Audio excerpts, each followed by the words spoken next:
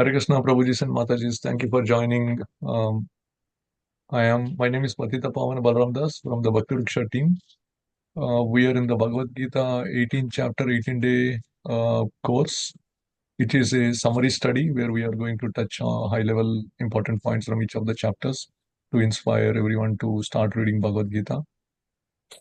We completed until 5 chapters. We are now in chapter 6. We'll get started.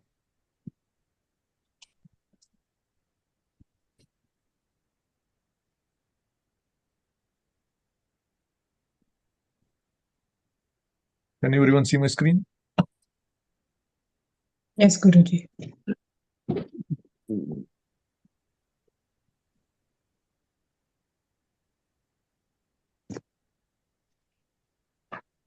Okay, great.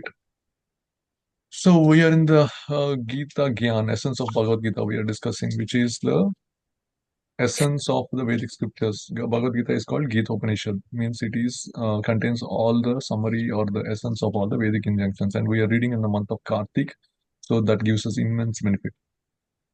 And before discussing any spiritual topics, we say a few prayers to seek the mercy of the Supreme Lord and the Acharyas in the Parampara. So please say, unmute yourself and say along with me. ॐ अज्ञानतिमिरन्दस्य ज्ञानाञ्जनशलाकया चक्षुरुन्मिलितं येन तस्मै श्रीगुरवे नमः। नमः ॐ विष्णुपादाय कृष्णपृष्ठाय भूतले श्रीमते भक्तिवेदान्त स्वामिन्निति नामिने नमस्ते सारस्वती देवे गौरवाणी प्रचारिणे निर्विशेषा शून्यवादी पाश्चात्य देशतारिणे जय श्री कृष्ण चैतन्य प्रभु नित्यानंद श्री अद्वैत गदाधर श्रीवासादि गौर भक्त वृंद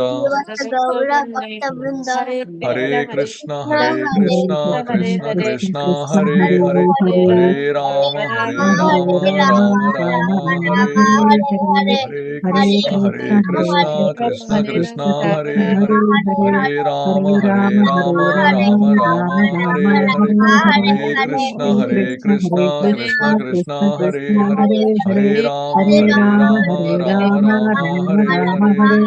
Rama Hare Hare. So we're dedicating this program to His Divine Grace A.C. Bhaktivedanta Swami Srila Prabhupada. AC stands for Abhay Charana Aravinda, and he is the founder Acharya of International Society for Krishna Consciousness, in short called ISKCON.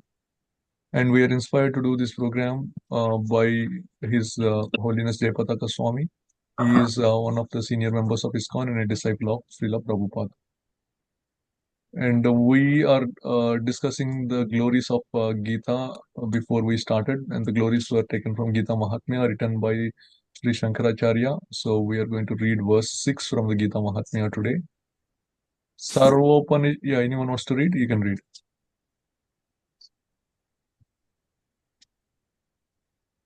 Yeah, so there is nothing wrong in reading incorrectly. We are all new, so please feel free to go ahead and read. सर्वोपनिषदो गावो दोग्धा गोपालनन्दनः पार्थो वत्सः सुधीर्भोक्ता दुग्धं गीतामृतं महत्. All the Upanishads are like a cow, and the milker of the cow is Lord Sri Krishna, the son of Nanda. Arjuna is the calf. The beautiful nectar of the Gita is the milk, and the fortunate devotees of fine theistic intellect are the drinkers and enjoyers of that milk. Hare Krishna. Jai Hare Krishna. So if you see, all the Upanishads are compared to like a cow. And what does cow do? It takes all the grass and then it gives very nice milk, very uh, sweet and healthy milk. And who is the milker? It is Krishna who is milking all the Gita Upanishads and giving the essence, that milk. And who is it taking? It is the calf that is taking. But if you see a cow, initially the calf starts drinking a little milk, and after that it leaves the rest of the milk for other people to take. So same thing here. So Arjuna is extracting that essence from Sri Krishna uh, through the from all the Upanishads, and now it is us devotees who are enjoying that essence of Upanishads, the Bhagavad Gita, which is the milk, and enjoying and taking it and uh, transforming our lives. So we'll do a quick recap after chapter 5. So the first thing we understood is that it is the consciousness in which we do the actions, not the actions itself, that will decide whether we get bound to this material world or we get liberated. Even though we might artificially renounce everything, but if we keep on hankering or thinking material in the mind of the material things, that is not real renunciation. It's called mithyachara in chapter 3. And but if at all we, even though we are working in the society doing all our duties, but we are mentally not attached to anything, our consciousness is always focused on the Supreme Lord, then that those actions we are doing will not lead to bondage. We only get liberation from the material world. And we discussed about the three doers, right, which is the soul, the super soul, and the three modes of material nature. So how many souls are there present in everyone's body? Two. Two. Very nice. Yeah. So that's good. Yeah. So who are they?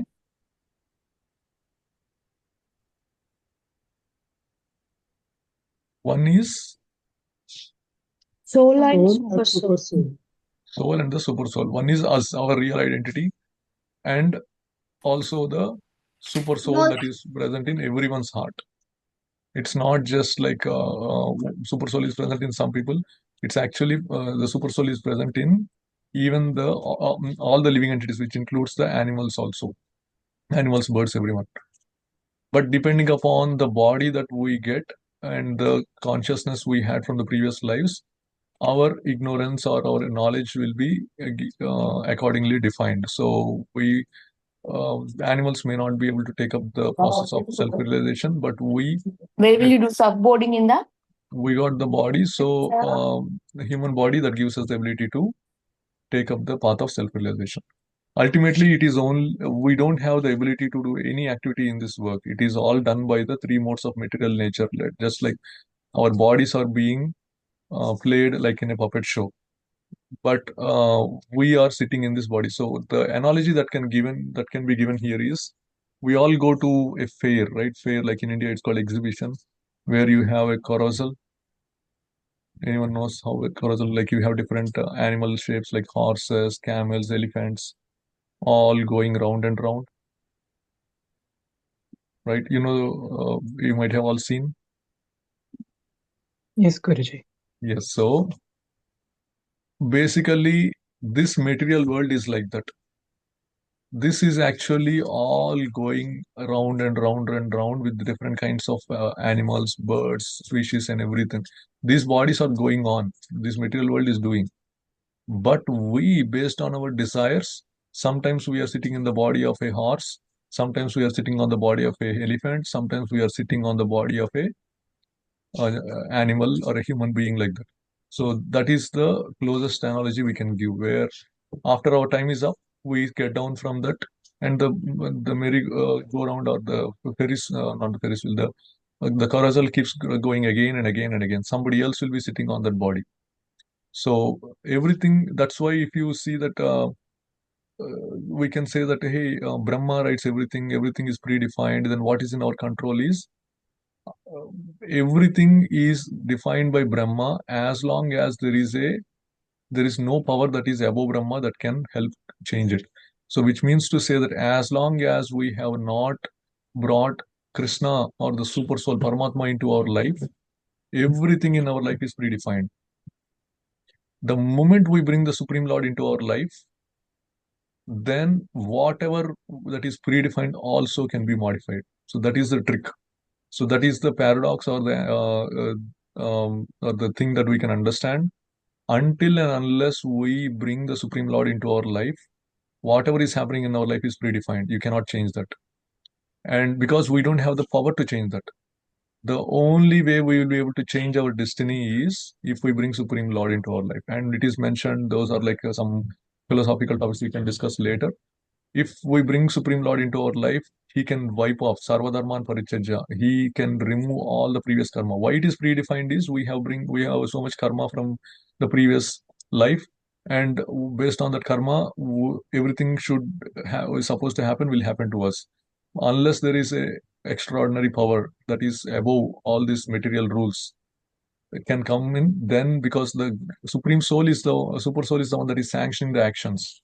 So if the sanction is not there, then these things won't happen. So anything that is supposed to happen will also not happen. We are supposed to suffer, that suffering will be taken away, or that suffering can be minimized. So that is the secret. What we have to understand is we have to take responsibility for our actions, because all actions are happening because of our desires only. So if we can control our desires, then our actions will also be happening accordingly. With the more and more we desire for material sense gratification, then the more bound we will be to this material world. And finally, we have the peace formula from Bhagavad Gita. So the whole world is fighting, like everybody is claiming, I am the proprietor, I am the controller, I know what is best for me, right? But essentially, let's say if everyone in this world comes to the understanding that God is the supreme controller or enjoyer, God is the supreme proprietor, and He is the supreme well-wisher, why there will be any fight? Prabhupada gives a very nice analogy. We all draw a boundary around us, correct? We think that aham mameti, this is me, this is mine, and this is my family, this is my job, this is my society, this is my caste, this is my race, my nationality. So there is a boundary that we are drawing around each other. And what is the center of that? We are putting ourselves as the center, which is I, my nationality, my country, my race, my caste, my family, like that. So we are the center. So if you take a page and start drawing different circles with the different centers, the circles automatically, whenever they are very close, they intersect with each other. And obviously, the point of intersection will be contention. Is it yours? Is it mine? That is what is happening. So Pakistan, India, where the common area is Kashmir, that is the intersection. Is it? They are saying it's theirs. We are saying it's mine. But essentially, um, yeah, uh, the same thing is happening in our life. We are claiming something ours, but somebody else is claiming it's theirs. So that's why there is friction and conflict in this world. Wherever you take, whatever you take, it is basically the same conflict that is causing it. The uh, proprietorship saying that that is mine and I control this. But let's say if everyone works to keeps Krishna in the center, Supreme Lord in the center, who knows that whatever we are doing, any yagnas we are doing, the ultimate controller is Krishna only. For example, um, the point discussed yesterday was the Bhoktara means enjoyer. The analogy is in a kingdom, you have the king and the ministers and the appointed officers. Even though some of the citizens might be working in close conjunction with the ministers and the officers, the ultimate enjoyer is the king only. Even the CEO, even though the VPs have some teams and directors have some teams and they are helping the VPs and directors become successful, ultimately it is the CEO getting benefit. It all goes to the CEO. Same thing. Even though there are devatas and we do yagnas and those things for the devatas like Indra yagna, Chandra yagna, Surya yagna, Aditya yagna, like that, they know that they are not the proprietors. They are the not the controllers. They are not the enjoyers. They offer that to Vishnu. So ultimate enjoyer is Vishnu only. So let's say that means that any activity that we are in this world, our understanding is it is only Vishnu that is we need to satisfy. Similarly, if Krishna or Vishnu, he is the supreme lord of everyone. So even the devatas are under the control. He is the proprietor. So we don't claim. Let's say we are in a park. We are walking in the park on a bench. We see a phone, um, and nobody is there around the phone. If we take that phone and go home, is it considered as stealing or not? Yes. Why? Because you still take it. Because you still took it, which is not belong to yours, correct? Yeah. So same thing here. What is this in this material world that we have created? Think about that. Is there anything that really belongs to us? Anything that we create, the raw material was coming from the Lord. Everything is already existing. We are just like Lego blocks.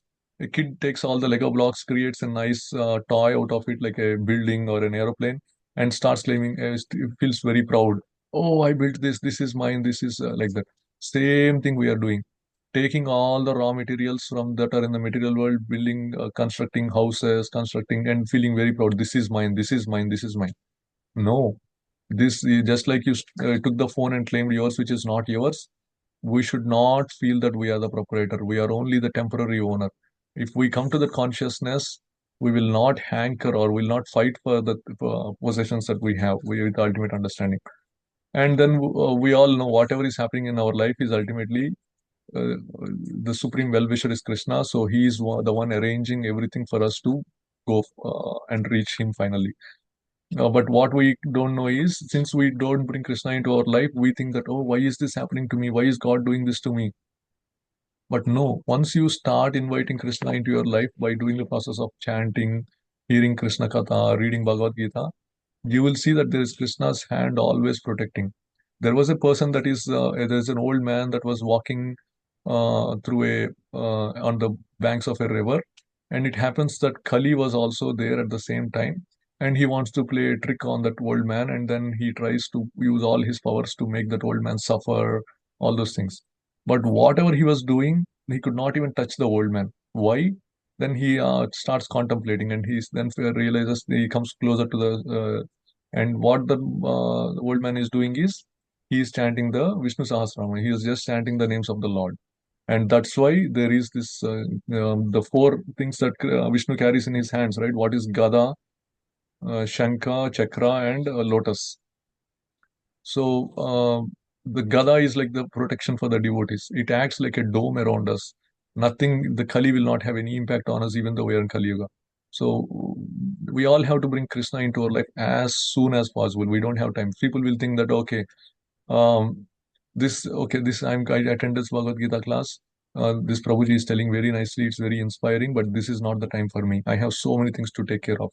Prabhupada says that if you are waiting to take the boat out until the waves in the ocean will come to a pause, there is never that time. Is there any time in the ocean the all the waves will stop? Not at all. So we have to first put the faith in Krishna, and we have to jump into that boat and try to cross this material world as soon as possible. Actually, Prahlad Maharaja says that the right time to take up the path of Krishna consciousness is from 5 years old. At least I did not start at the time. We all did not start at the time. There are some very fortunate kids that are here who are starting at the time. We should all not waste our time because we keep postponing it. Okay, this time I have some job is not having some problems, or my family is having some problems. I will wait until they get resolved, and they get resolved after 10 years. Then my body is not supporting. I'm depending on some medicines. I can't do chanting right now, and after 10 years my kids are coming to college. I don't know what they I have to apply for their colleges, and then what I have to get them married. After that, oh, my kids are struggling. I have to take care of their grandkids. How will they take care? And then when are you going to take up the Krishna consciousness? Never. If you don't take it now, it's now or never. Because there will be material world is so much that it will keep on adding miseries onto your life after everyone's life. That's why don't miss this opportunity. Take it up. And actually, there is a in Bhagavatam there are so many stories about devotees who are very inspiring. What they say is, "Oh Krishna, oh Supreme Lord, I am becoming old right now, and I don't know my body will be able to support me the way I want. Will I be able to do the service I wanted to do to you? All my prayer is, look at the time when I was young. Look at the all the services that I did for you when I had the ability. Please keep that in mind and save me from this material world." We all have that ability right now. Once we have the ability, we should do it. If we don't have the ability, then we can't do it actually, even if we want to do it.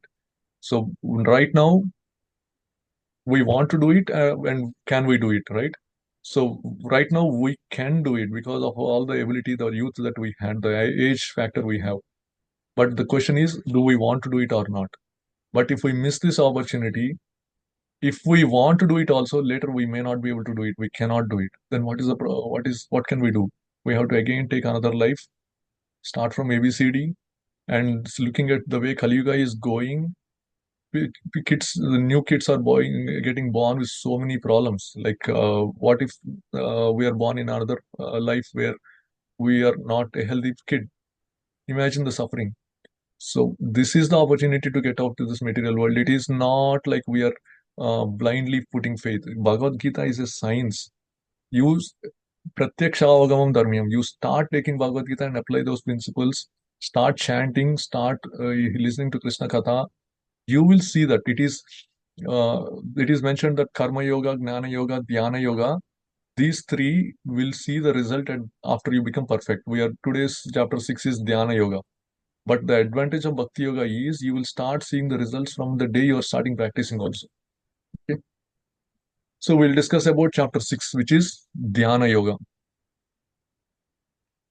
And on the high level overview of this is Krishna discusses about the mind for the first 9 verses. Because anything that we want to do in this material world, it is the mind only that is going to decide it'll help us do it or not. If the mind tells us not do it, and if we don't control the mind, then we will not be able to do it. On the other hand, if we control the mind and tell that mind you have to do it, then mind will give us so many ideas on how to do it. The next almost 26 verses is all about Ashtanga Yoga because Gita is Gita Upanishad. Krishna doesn't leave any of the essence of Vedas in the Bhagavad Gita. He touches every topic. So, if there is a path of self-realization given, we did discussed about Karma Yoga, we touched about Jnana Yoga. Krishna also touches about Ashtanga Yoga, if anyone wants to take up that process. And Arjuna asked the question, what? Okay, Krishna, you are telling so nicely. Somebody gets inspired and start doing this kind of yoga practice, whether it is Ashtanga Yoga, Jnana Yoga, Karma Yoga, whatever. What if they are not successful in this life? What happens to them? We will see what happens. And finally, who is the topmost of all yogis? We discussed about so many yogas, right? And any person who is practicing that yoga is called a yogi. But of all the yogis, who is the topmost? We'll see. So these verses that we have are not so important in the sense like we don't need to by heart these Sanskrit verses, but it is essentially the English translation in this chapter 6 that will help us understand the essence. So that's why these may not be as widely practiced. We might make some mistakes. Bandhur Atmatmanastasya Bandhur Atmarpanasya Tasya येनात्मैवात्मना जितः Yena Yenat Mai Jitaha अनात्मनस्तु शत्रुत्वे Anatmanastu Shatrutve वर्तेतात्मैव शत्रुवत्. Vartetmatvaiva Satruvat. Anyone wants to read the translation? For him who has conquered the mind is the best of friends, but for the one who has failed to do so, his mind will remain the greatest enemy. Jai, thank you. So what Krishna is saying is, in order to make anything possible in this world, it is the mind we have to control. If we control the mind, it becomes our greatest best friend. But if we cannot control the mind, it becomes the greatest enemy. But how can we control the mind?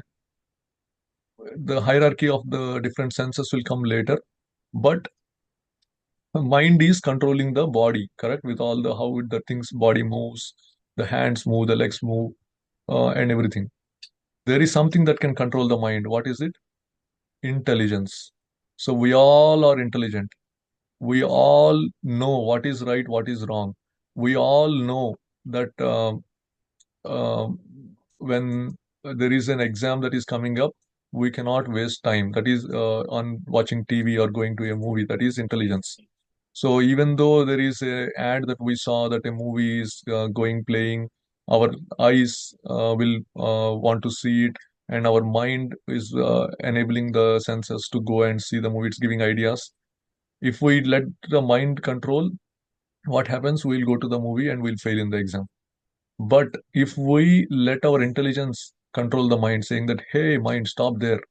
Did you not think of the scenario where if we go to the movie, we'll not have time to study and we'll fail the exam? So we have to use that intelligence, and when that intelligence happens, mind will sometimes keep on trying, saying that no, no, no, no, we can do this, we can. No, with intelligence, you have to control the mind and say that mind, do this. Forget about the movie. We are not going to the movie. We are going to study. Then mind will give topics. Okay, oh, for this you have to study. You have to take this book. This is the textbook for this, and open this page. Remember, the professor told this, teacher told that this topic that goes very well with the subject matter described in this. So then mind will act like a friend. It will give us all those thoughts. So same thing. For us to take up Krishna consciousness, the mind will tell us, you have this problem.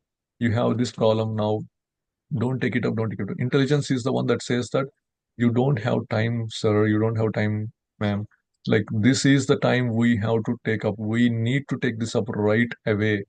We can't waste any time. And anything we'll see later, like what is the benefit of doing it right away? Because anything that we do in the spiritual platform will save us, will give us immense benefit. Okay. Sauchau deshe pratisthapya शौचौ देशे देशे प्रतिष्ठाप्य प्रतिष्ठाप्य stiram asanam atmanaha स्थिरम् आसनम् आत्मनः नाति उच्छ्रितं नाति नीचम नाति उच्चरितं नाति नीतं शैलाजिन कुशोत्तरम शैलाजिन कुशोत्तरम् तत्रैकाग्रम मनः कृत्वा तत्रैकाग्रं मनः कृत्वा यतचित्तेन्द्रियक्रियः यतचित्तेन्द्रियक्रियः उपविश्यासने युञ्ज्यात् उपविश्यासने युञ्ज्यात् योगमात्मविशुद्धये. योगमात्मविशुद्धये. Anyone can read the translation who To did not get it? practice yoga, one should go to a secluded place and should lay kushagrasa on the ground and then cover it with a deer skin and a soft cloth. The seat should be neither too high nor too low and should be situated in a sacred place. The yogi should then sit on it very firmly and practice yoga to purify the heart by controlling his mind, senses, and activities and fixing the mind on one point. Jai, thank you, Mataji. So Krishna now initially told about the mind, right? Anything we have to start with the mind. The senses and the body can be controlled by the mind only. Now Krishna is giving the one of the yoga processes to control the mind, which many people try, which is the Ashtanga yoga. But the process we are following is incorrect, because as per the scriptures, whether it is Vedas, Upanishads, or Bhagavad Gita, the real process of Ashtanga yoga is we have to go to a secluded place. Means like we have to sit in front in one of the room in our family. No, in our no, because that's really not a secluded place. The secluded place that is mentioned in the Vedas is either in the forest or on the banks of a river or in the mountains. Those are the places where it's not secluded for a few minutes or few hours. It is secluded for a long period, like many days. So that should be the, or even years. So that should be the secluded place that we should go to. And what is the process? We have to lay kusha grass on the floor, because that kusha grass has the ability to repel snakes, ants, all insects. So nobody will come near. And then we have to cover it with a deer skin. Deer skin also will repel so many insects. And then a soft cloth. And that seat should not be too high or too low. Where what we do, we sit on some sofa or a bed and then start meditating. That doesn't work. And what does the yoga he should do? He should put his body's his backbone firm and straight, and he should then focus the mind on one point, and that point is the Paramatma feature. Like there are two ways of doing the yoga processes. One is called yeah, there are two things.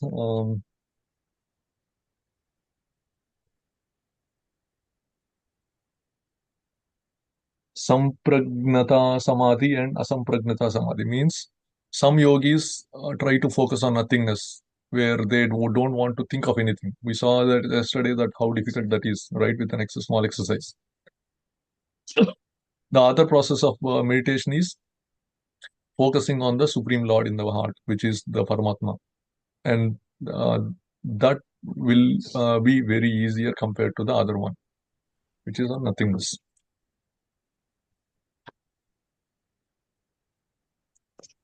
Samam kayo shiro grivam Samam kaya shiro grivam darayan achalam stiraha dharayan achalam Dharayanachalamstiraha stiraha samprekshya nasikagram swam samprekshya Samprishanasikram nasikragram swam Swam dishas chanavalokayan dishaschanavalokayan Dishaschanavalokayan prashantatma vigatabhir Prasantatma prashantatma vigatabhir Vigatabhir brahmachari vrate stitaha brahmachari Brahmachari vrate stitaha Vratestitaha manas samyamya machitto manah Manas samyamya Samyamya machitto Mattito yukta asita matparaha.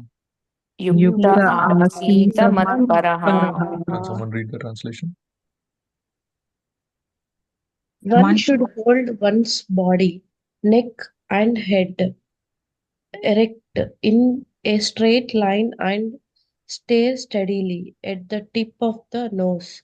Thus, with an unagitated, uh, subdued mind, devoid of fear, completely free from sex life, one should meditate upon me within the heart and make me the ultimate goal of life. Jai, thank you, Mataji. So, what we can understand here is a continuation of that process. We should put the body, neck, head, everything erect like a straight line, and our eyes should be not fully closed, not fully open. It should be half closed, and our eyes should be looking at the tip of the nose. Like you do that exercise after this class, try to keep your eyes half closed and try to look at the tip of the nose. It will be painful, but that is the process recommended. After you keep doing, the pain will go away. At the same time, you'll be able to focus. But that is not the process that we were saying, that because that is only one part. What about the other part where you have to put the body next, right, lay kusha grass, go to a secluded place? That's what we are doing. We are trying to compromise a lot of things and saying that, oh, I'm doing meditation, I'll get the result. So that is unfortunately not going to give the result. And we should be having a subdued mind when doing the meditation. Our mind should not go about what are the movies that are releasing, what is when is the rent due, when is the project due, or when my child homework is complete, or like that. And we should be devoid of fear. This is the main thing. uh, we are always sitting and closing our room, and we are afraid of going to a secluded place because of fear. But really, if you want to do this Ashtanga yoga, fear should not be there. We should be ready to face any animals or those. But unfortunately, yeah, we have that fear which we don't take the risk. Completely free from, we should be celibate. Means like we should stay away from. But what we and the modern yoga practitioners do, they do morning yoga, evening they engage in all these activities. That doesn't work. And should meditate upon me within the heart and make me the ultimate goal. So the Krishna is saying that for us to be more effective in the yoga practice, we should focus on Krishna, with that is who the super soul who is present within the heart, the Paramatma. Now, hmm, Krishna explained this Ashtanga yoga process. Let's see what Arjuna is saying. How many think that the process that Krishna explained, which is Ashtanga yoga, is very easy to follow? Let's see what Arjuna says. Arjuna Uvacha Arjuna Arjuna Uvacha uvacha Yoyam Yogastvaya Prokta yoyam Yoyam Yogastvaya yogastvaya prokta Prokta Samyena Madhusudana Samyena samyena Madhusudana madhusudana Etasyaham na pashyami etasyaham Etasyaham na na pashyami pasyami chanchalatvat stitim sthiram. Chanchalatva Stitim Stiram. Arjuna said, oh, so go ahead, please read. Arjuna said, "O Madhusudana, the system of yoga which you have summarized appears impractical and undurable for me. To me, for the mind is restless and unsteady." Jay, thank you. Yeah, so there should be one more verse after this which was not present here, which says Arjuna says Chanchalam hi manah Krishna, means my mind is chanchala, means it cannot stay in one place. Pramadi balavad dridam. What he's saying is, Arjuna, oh Krishna, what is this Ashtanga Yoga process you are saying? I cannot. I'm a family man, like I'm a grihastha. This process you are telling is very hard for me. I cannot sit in one place and keep my mind engaged on something. I can, and Arjuna goes on to say that I can actually control the air, but I cannot control my mind. Arjuna has the ability to control anything air because of the blessings he got. He can stop cyclones, hurricanes, and everything, and he can make the air stand still like that. But he's saying that I have that ability, but I don't have the ability to control my own mind. Imagine Arjuna saying that how impractical it is for us to say that, oh, I can control them. I'm not saying that. Again, when we say this process is not going to work, it's not going to work for 99%. There could be some yogis who are like this thing we mentioned, right? This Ashtanga yoga, Karma yoga, Gnana yoga, in order for them to be successful, it takes multiple lives, not one life. So there might be some living entities who are doing this life after life, life after life, life after life, and they happen to be in this Kali Yuga at this point of time. So they might seem to be it might be working for them. But I don't think we are there, because if we are not those people, which is if we were those people, we will see in the later verses that we would why we can say that we are not those people. For us, because we did not start that process right away. So it is now we are starting this process. Do we have two options? Oh, okay, we can take this other yoga processes, Ashtanga yoga, spend like next 10 or 15 life cycles trying to do practice yoga like Ashtanga yoga and try to succeed, or just take the shelter of the lotus feet of Krishna, do bhakti yoga, and one life. One life in is enough to go back home and break this cycle of. And then why we are doing stressing this right now is we are currently in what is predicted to be the golden age, where in this period of 10,000 years, the Hare Krishna Maha Mantra will be spreading to every town and village in this world, and that is so easy that with by holding to the holy name, many people will get liberated from this material world so easily. And that there are in one day of Brahma there will be 2,000 Kali Yugas, and out of those Kali Yuga, only one Kali Yuga has that blessing, and that Kali Yuga happened to be this Kali Yuga. So we should not feel like, oh, I born in this Kali Yuga. This is unfortunate. For some reason, we took birth in this Kali Yuga, and it is mentioned that there are demigods standing in line, because we will see later in the later verses in this chapter that um, what is the destination of unsuccessful yogi? They go to higher planets. But then, uh, if their credits are not over, they are still there. But they all are standing in line to take birth in this Kali Yuga, because if they miss that period of this 10,000 years, they are again going to go through this cycle of Kali Yuga, Satya Yuga, Dwapara Yuga, Treta Yuga, and again they have to try different methods. And Krishna, what does Krishna say when Arjuna puts that argument forward that, oh, practicing my mind is very difficult? Sri Bhagavan Uvacha Sri Bhagavan Vacha Asamshayam Mahabaho Achamsaya Mahabahu Mano Durnigraham Chalam Mano Durnigraham Chalam Abhyasena tu Kaunteya Abhyasenu Kuteya Vairagyena Chad Gruhyate. Vairagya cha Grahyate. Can someone read the translation? Lord Sri Krishna said, O mighty armed son of Kunti, it is undoubtedly very difficult to curb the restless mind, but it is possible by suitable practice and by detachment. Jai, thank you, Mataji. So, Abhyasa and Vairagya. These are the two things. These are the secret for controlling the mind. Krishna says, "Oh Arjuna, undoubtedly it is very difficult to control the mind. But Abhyasa means practice. Practice. Vairagya means detachment. And we have read, right? Real detachment is attachment to something higher. We cannot artificially detach. Um, we are not in the position in this Kali Yuga to detach our family relationships and go to some secluded place. Is there any place in in this world where there is a secluded? We think that there is a secluded place. We go and sit there.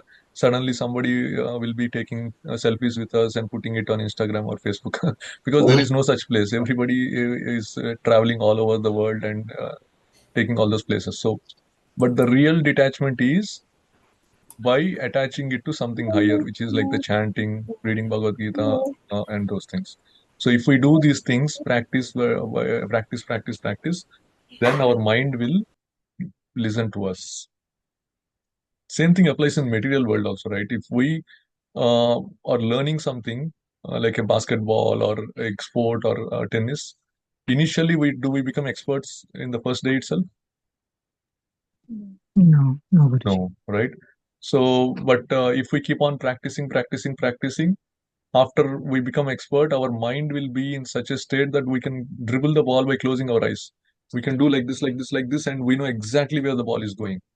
But initially, we have to keep looking at it. Even typing, right? Initially, we have to take finger by finger. Oh, K R I S H N A Krishna.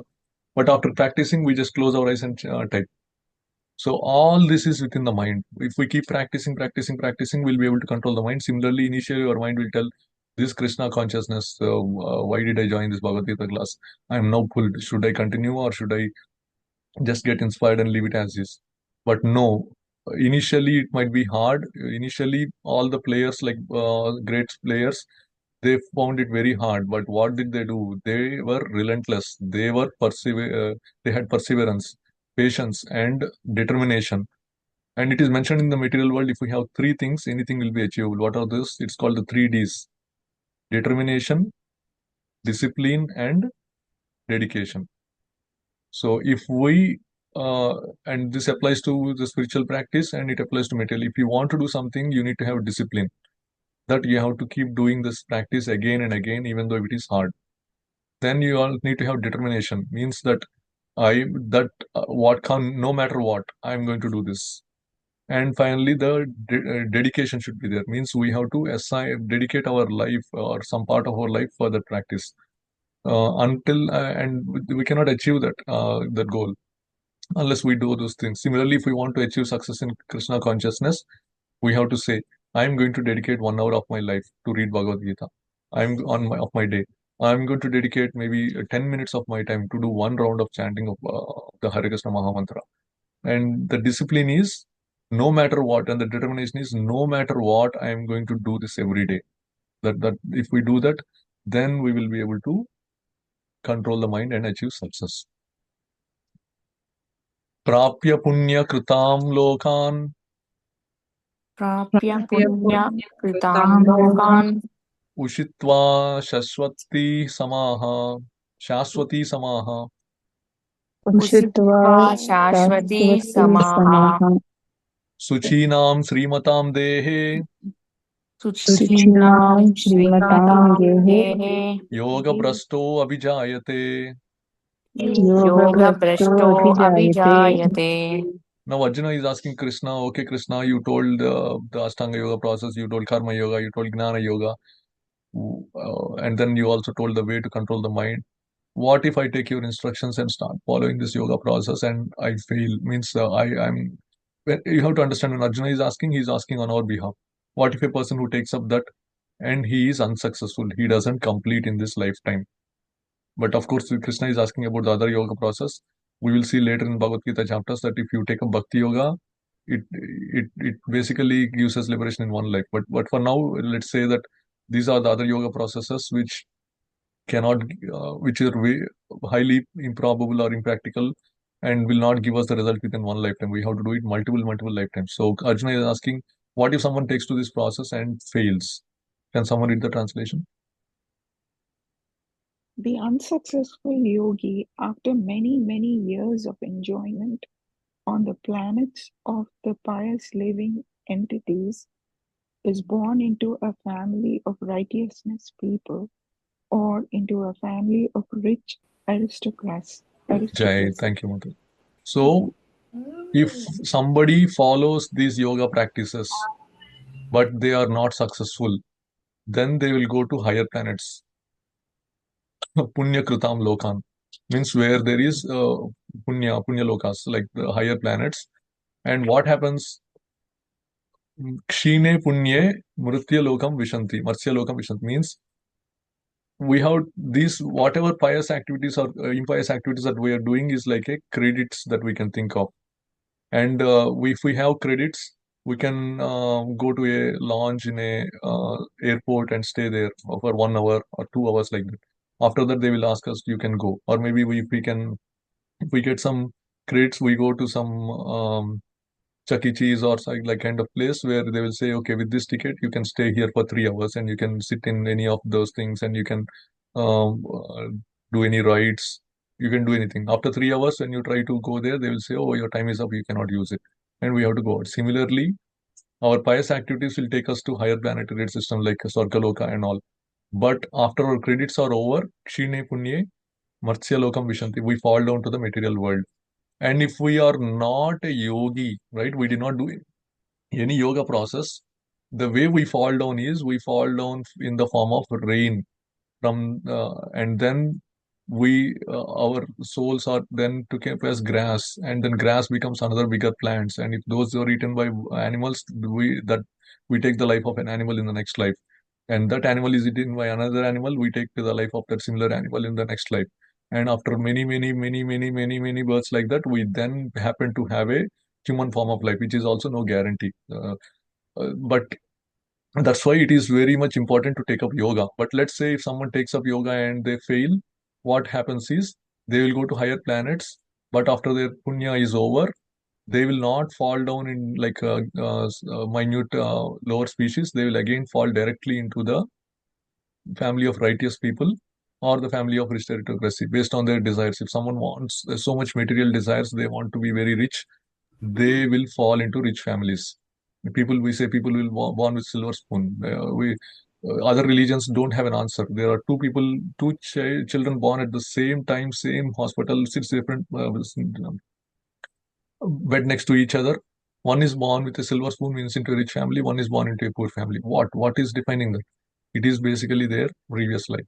And if we ask the question to other religions, they don't have an answer. They will say what we don't know, or they will say, "Oh, it is their God wanted that." Why would God want to create misery to some and happiness to other? So that makes us a not so merciful God. So here, God, our philosophy clearly says that God is impartial to everyone.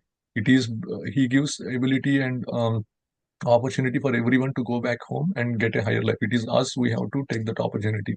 If we miss the opportunity, it is the same teacher telling the same subject to all the people students in the kids in the class. Some students will pass, some students will fail, some students will get average marks. It is the problem of the teacher or the yeah, of course, some special cases where the teacher doesn't pay attention, but in general, it is based on the student's ability also, it matters, right? Same thing. If it is us, God is giving us equal job opportunities. Whether we take it, we succeed. If we don't take it, we fail. And if we take it and we also don't reach the destination within one life, it is still not a problem. Uh, we born into righteous families and rich families. And if it is a righteous family, like a Suchina means Brahmana families, of course, like I said yesterday, right?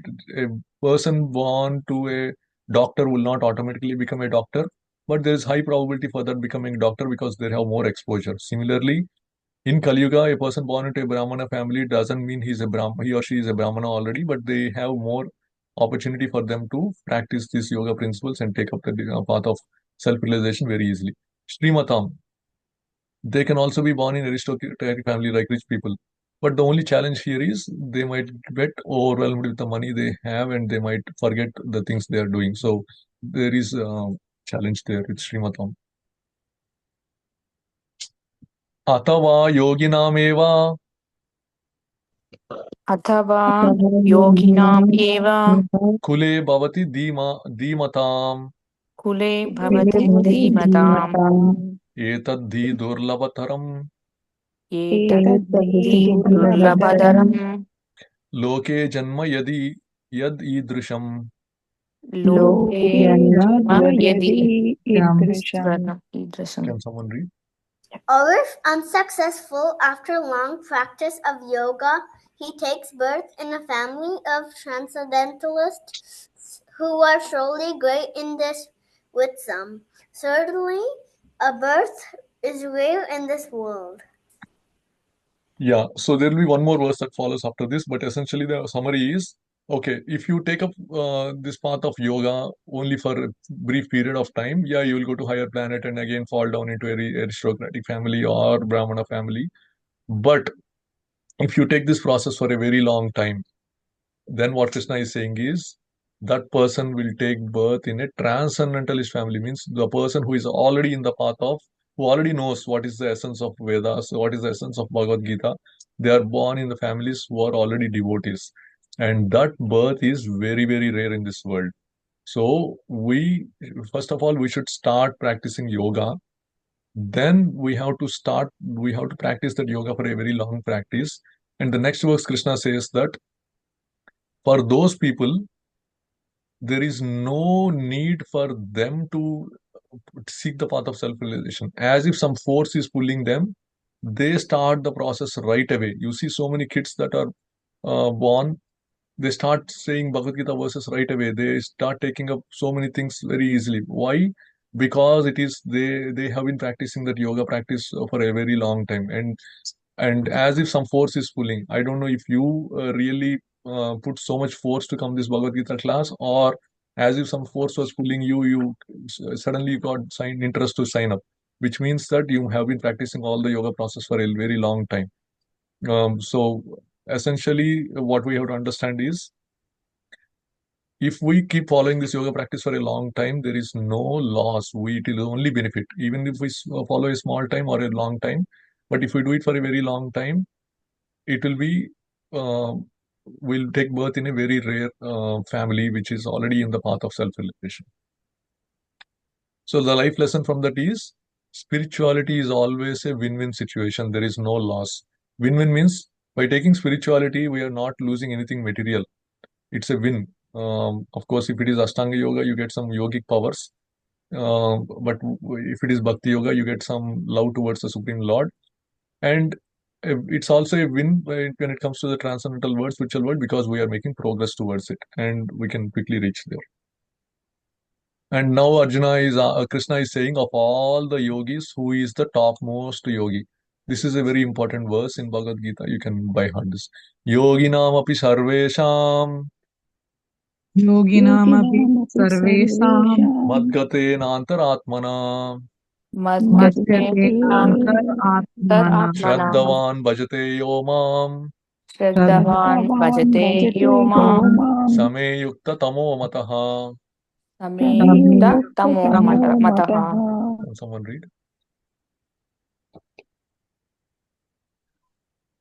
And of all yogis, the one with great faith who always abides in me, thinks of me within himself and renders transcendental loving service to me. He is the most intimately united with me in yoga and is the highest of all. That is my opinion. Jai, thank you, Mati. Awesome. So what Krishna is saying is of all the yogis, the one who has great faith in Krishna, always abides by Krishna and then thinks of Krishna within his heart and renders service to Krishna, he is the topmost yogi. So there could be, like we discussed, right, the different yoga processes in karma yoga, karma kanda, sakama karma yoga, nishkama karma yoga. So anybody who has complete faith in the Supreme Lord and he's working only for his satisfaction and he's only is intimately united with him in yoga, means in this case for the Ashtanga yogas, it is the person who is meditating on the Paramatma within the heart. They are the topmost yogis. And when they do that, they achieve the process what is called the Samadhi. It's complete uh, union in that yoga process. And a bhakti yoga, for a bhakti yogi, this all we'll see in the next. This completed sixth chapter, and from chapter 7 to chapter 12, it is all about bhakti yoga, and we will see how all this can be achieved by simple process of bhakti yoga. We can become a topmost yogi by we don't have to sit and meditate on the Paramatma feature. We just do, because the essence is who renders transcendental loving service to me.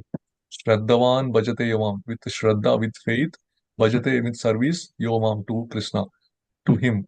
Mam means me, and Krishna is saying that. So, if we are with faith, if we are offering devotion service to Krishna, who he is the topmost yogi. So, Bhakti Yoga is all about rendering service to Krishna in the mood of love. And we'll also see that the first six chapters is called the Guhyam, means secret knowledge. Um, before coming to Bhagavad Gita class, did we know that the importance of the soul? Some might have already known, but we think that we are this body, aham ameti, my body relationships are important. But what we can understand from the six chapters is it is we are the soul, we are not the body. Our soul, real identity is what matters, and our goal is to get out of this material world. Next six chapters are called the Guhya. Next three chapters are all called the Guhya Taram, means more secret, more uh, um, confidential. What is that? Which is, in order to get out, the easiest process is Bhakti Yoga. And the next three chapters are called the Guhya Tamam, means most confidential. What are those? Those are, if you do service to Krishna, the devotional service, if you do real selfless devotion service to Krishna, you will achieve the topmost destination that nobody can reach. We will see what those destinations are in the upcoming classes. So, by chanting Hare Krishna Mahamantra constantly, one can fix the mind on the lotus feet of Krishna. Savai Mana Krishna Padar Vindayo, from Srimad Bhagavatam 9.4.18. And in this way, we can achieve perfection of yoga. So, we don't have to sit and meditate, even by doing chanting.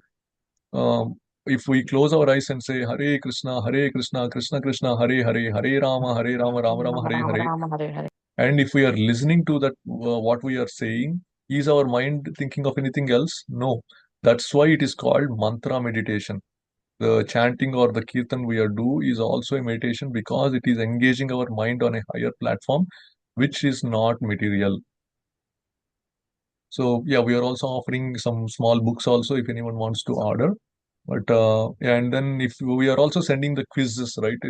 I sent three quizzes or four quizzes, and the description of the WhatsApp group has a link to a ISKCON Bhaktivriksha web page, where you have all the recordings, links to the YouTube recordings, and also the links to the quizzes. So I recommend all of you to take these quizzes, so you will all get a certificate at the end. And if you think that some questions are confusing, you can always reach out to me, and I can help you. Any questions before we wrap today's session? Yeah, Prabhu, just one kind of question. Bhakti, I mean, I know it is the most important thing, but in terms of like, can we not take all the like teachings from all the third, because third chapter, fourth chapter of Gnana Yoga, because in Gnana Yoga, Krishna says that amongst all the yoga, the Gnana Yoga is the most holiest. Uh, so, and in the same way, like about renunciation in sannyasa, can't we take all of these things, and then because bhakti has to be developed, it cannot be someone says, okay, have bhakti. Like even only when you like get the import of all the six chapters, then only you that the bhakti develops in you, right? You can't just say bhakti like just like What you said is so. right, actually. So I will break down that into further thing. So the if there is a process that is giving you perfection, and Krishna in Gita Upanishad is giving the essence of Vedas, he is not going to put that down, right? He is going to say that the Gnana Yoga is the topmost, the Gnana Yoga is the topmost. Karma Yoga is the topmost. He will say all this because they are going to give you in that particular chapter, he is going to give you what is that, the importance of that and the goal that we can be achieved. But when we are reading a book of written by someone or some lecture given by someone, do we uh, listen to half of it and we go away, or do we read completely? So we read all the way to the end, right? So that's why when we read all the way to the end, that Krishna is saying towards the end, Sarva Dharman Parityajya, means Arjuna, whatever I told you, if you just forget all those, if you think that all those things are very hard, if you just surrender onto me, Sarvadharman Mamekam Sharanam Raja, Aham Tvam Sarvapapebhyo. Don't worry about your own endeavor. Don't worry about sitting in a posture. Don't worry about doing karma yoga. Don't worry about reading all the Vedas. I am here for you. I will wipe off your baggages, millions of lifetimes of baggages, and I will give moksha ishyami masuchaha. So that is the mistake that a lot of transcendentalists are doing. They are taking chapter 3, chapter 4, but if you read chapter 5, chapter 6, but if you read completely Krishna, what Krishna is saying, in the final last verse, he says that, oh Arjuna, that's why, and there is nothing wrong. We are not saying that don't do that, right? We are saying that processes are hard, and you said is right. With those processes, bhakti will come at the end, which is bhakti has to be developed. So in karma yoga, gnana yoga, dhyana yoga, it's mainly focused on your endeavor, how much effort you are putting. But in terms of bhakti yoga, even though the bhakti yoga is of two levels, which is the sadhana bhakti and sadhya bhakti. Because if we don't know these definitions, then we might think that, okay, what you are saying is the sadhya bhakti, means we reach to that level later. But that need not be a destination. The sadhana bhakti means we will see glimpses of Krishna when we start following bhakti yoga immediately itself, where we will be inspired more and more. So essentially, the bhakti yoga is the easiest. If we want to take the easiest, we can take bhakti yoga. If we want to take the hardest, we can take the other ones. There is no contention on that one. For us in Kali Yuga, we clearly, the prescription is given is that okay, for the meditation, Valmiki meditated for 60,000 years and he was then empowered to write the Ramayana. And during Satya Yuga, people lived for 100,000 years, which is 1 lakh years. So, and it is written that in order to achieve success through meditation, we have to meditate for 10,000 years. So, if we are in Kali Yuga, where our lifetime is maximum $100, 100 years, and if we want to meditate for 10,000 years, which is how many? We have to take 100 lifetimes, right? And if we are in average, so to get in the supreme destination, but we are not, that process is very hard. Do we want to spend next 50 to 100 lifetimes only on meditation? That is hard. The next one is um, Gnana Yoga. To read all the Vedic scriptures without spending at least 18 to 20 hours a day, not sleeping much. It takes 125 years to read. And people in Treta Yuga, Dwapar Yuga lived for 1,000 and 10,000 years. So 1,000 years and 10,000, yeah. So they were able to understand reading the Vedic scriptures and understanding. But in Kali Yuga, if we hardly live for 100 years, if we want to read Vedic scriptures and understand, first we have to learn Sanskrit. That takes 10 years. Then we read and we maybe spend 50 years reading that. Then again, we start from ABCD in the next life. We learn Sanskrit. Then after that, we understand, okay, the essence of Vedas is saying that it is bhakti we have to come towards. Then we take the task of bhakti. Or the other thing is um, Ashtanga Yoga. Ashtanga Yoga means the biggest problem with that is we start getting powers, yogic powers. And we have seen how so many yogis became babas and fell down because they could not control how the powers are coming.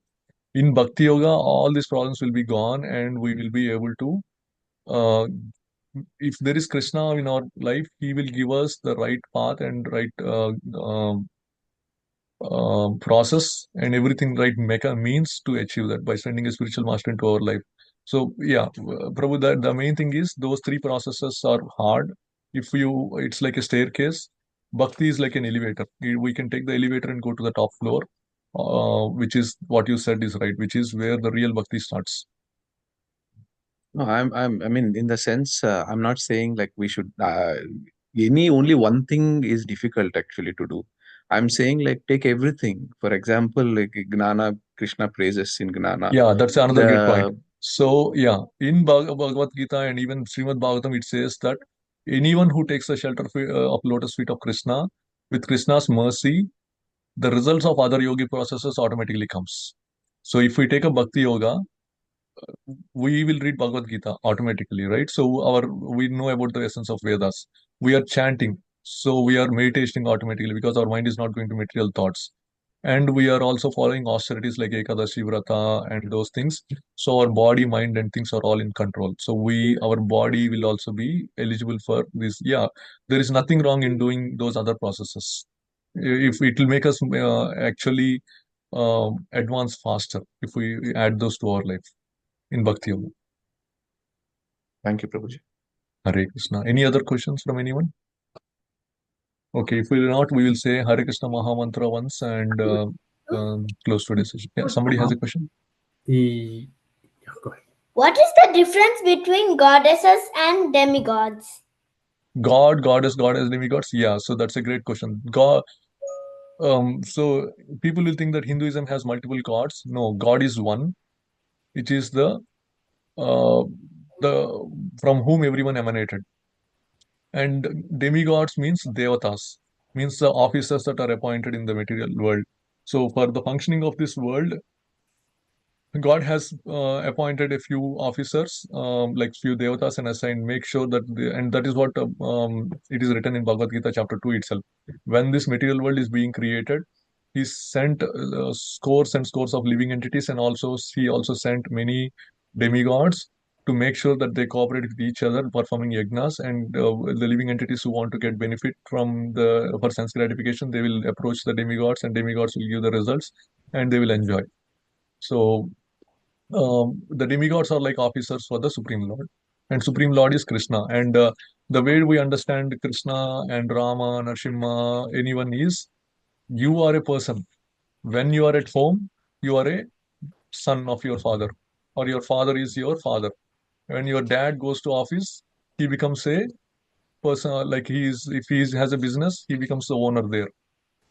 And same thing, if the Supreme Lord is in Goloka, yeah, with his associates, he is Krishna.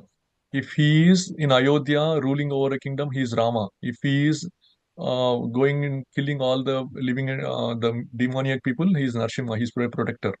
So as like we play different roles in this, Krishna expands as different himself and does. And just like we don't like the same fruits, I might like apple, you might like banana, right? So this is the mistake that other religious make, which is, oh, this is the only path, you have to take only this person, yeah, only then you will understand. No, Krishna is merciful. He's based on the taste that we have. We might like Rama, we might like Krishna, but essentially Krishna we are saying because it is very easy to like Krishna. He has all the 64 qualities, and we can love Krishna as a boy, we can love Krishna as a friend, we can love Krishna as our lover, and so many relationships. That is the reason. Does that answer your question? Chipu, Hmm? did you understand? Yes. Okay, great. Yeah, Prabhuji, can I just say one from the sixth chapter itself? Krishna says about these gods in an indirect way. Yo mam pashyati sarvatra sarvam shamayi pashyati tasyaham na pranashyami sachamena pranashyati. The one who sees me, yo mam pashyati sarvatra, one who sees me everywhere, sarvam chamayi pashyati, and sees everything in me. So you see Krishna in demigods and see demigods in Krishna. Then what is the result is tasyaham na pranashyami. I mean, he does not lose sight of me, sachamena pranashyati, and I also don't lose sight of him. Yeah, that is So the person who reaches the destination. So it is mentioned as samasarveshu bhuteshu mat. So even like in later chapters, it is mentioned when someone reaches the yogi stage, they will see everything as Krishna only, as Paramatma. So that is the word he's telling about the advanced stage of a devotee who sees everything as Krishna only, as his expansions. Yes, very nice. Anything else from anyone? Okay, we'll say Hare Krishna Mahamantra 3 times and we'll close today's session. Hare Krishna, Krishna Krishna, Hare Hare, Hare Rama, Rama Rama, Hare Hare, Hare Krishna, Krishna Krishna, Hare Hare, Hare Rama, Rama Rama, Hare Hare, Hare Krishna, Krishna Krishna, Hare Hare, Hare Rama, Rama Rama, Hare Hare. भगवान श्री कृष्ण परमात्मा की जय, Jai. Shrimad Bhagavad Gita की जय, Jai. Srila Prabhupada की जय, Jai. All Vaishnava Hare Krishna. Thank you Hare everyone. Hare Krishna. Krishna. Hare Krishna. Thank you very much, Prabhuji. Hare Krishna. Prabhuji.